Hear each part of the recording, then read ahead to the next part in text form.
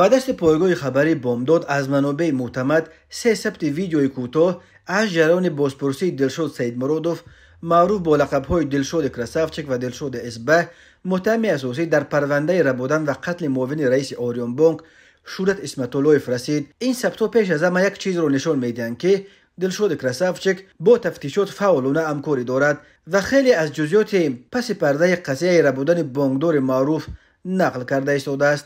دلشاد کراسافچک کریش دارد و ظاهراً در حضور ادوکاتش بیانات می‌دهد.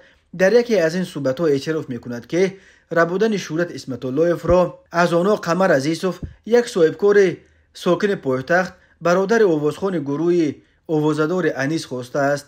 به گفته دلشاد کراسافچک گویا قمر عزیزوف که با اسمت‌اللهیف تجارت مشترک خانه‌سازی داشت از وی 2.5 یا 3 میلیون دلار قرضدار شده است و به ما گفت که نمی‌شود که شورت را از بین برداره. او می‌افزاید که قمر به آنها شیرعلی کبیر وزیر صنعت و تکنولوژی‌های تاجیکستان و منیجر سابق شرکت آلومین‌سازی تالکارو نیز نوادکه داده بود که از شورت دیده شیرعلی پولی بسیارتر دارد، ولی ما قبول نکردیم چون که شیرعلی به همه یاردم می‌کند، دستکشو دارد.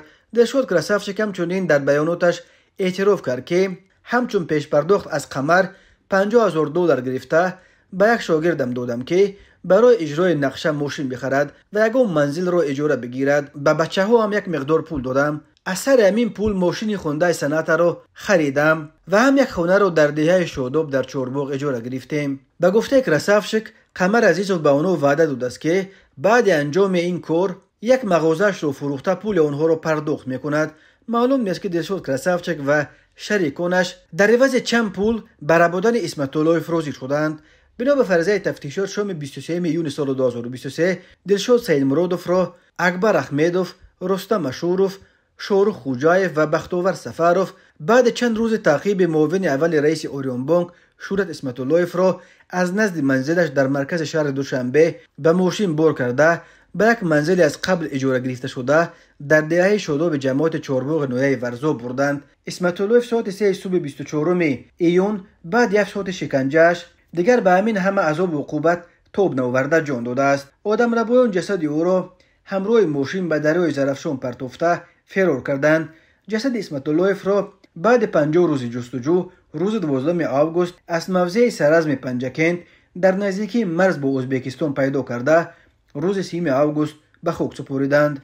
روز 2 اکتبر سال 2023 در رسانه‌ها عکس دلشاد کراسافچک با دست و پای زولانه پیچ نشر شد و گفته شد که روسیه بالاخره او را به تاجیکستان سپرده است. مقامات تاجیکستان تا حال خبر استرداد او را رسما تصدیق نکردند.